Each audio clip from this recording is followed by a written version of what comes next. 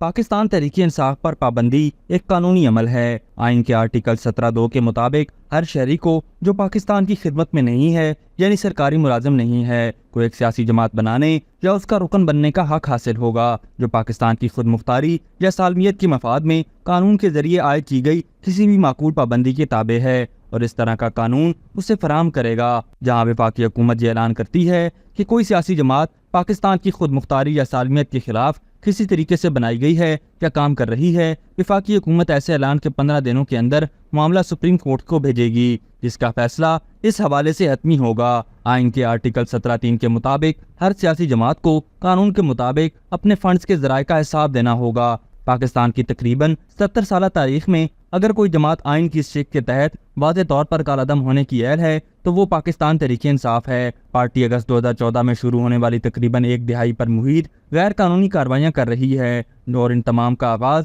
اس وقت ہوا جب اس نے اسلام آباد میں اپنا پہلا دھرنا دیا۔ اس جماعت نے پارلیمنٹ، وزیراعظم ہاؤس، پاکستان ٹیلی ویژن پر حملہ کیا، سپریم کورٹ کی عمارت کو خراب کیا، پولیس افسران، تھانوں پر حملے کیے، فوجی تنصیبات کو بھی تباہ کیا، ریڈیو پاکستان کو نظر آتش کیا، قومی اسمبلی کو غیر آئینی طور پر تحلیل کیا، فوجی افسران پر حملے کیے، بغاوت کو ہوا دینے کی پوری کوشش کی، ایک ایٹمی ریاست کی مسلح افواج کے اندر آرمی چیف کے خلاف بغاوت پیدا کرنے کی کوشش کی، شہیدوں سمیت مسلح افواج کے خلاف بدترین، انتہائی گھٹیا، گندی اور سب سے زیادہ زہریلی مہم چلائی۔ عدالتیں ثابت شدہ پاپولسٹ فاشسٹ گینگ کے خلاف کوئی فیصلہ دیں یا نہ دیں، حکومت ان جرائم کو عدالتوں میں ثابت کرنے میں کامیاب ہو جائے یا نہیں، اس مجرم گروہ کے خلاف رائے عامہ ہموار ہو یا نہ ہو، یہ گینگ یقینی طور پر آئین میں درج ان قانونی تقاضوں پر پورا اترتا ہے۔ ابھی تک کے لیے صرف اتنا ہی۔ مزید دلچسپ اور تازہ ترین خبروں سے آگاہ رہنے کے لیے ہمارے چینل اسلام آباد انسائیڈر کو سبسکرائب کرنا مت بھولیے، اور اگر ہماری یہ ویڈیو آپ کو اچھی لگی ہے تو اسے لائک کر دیں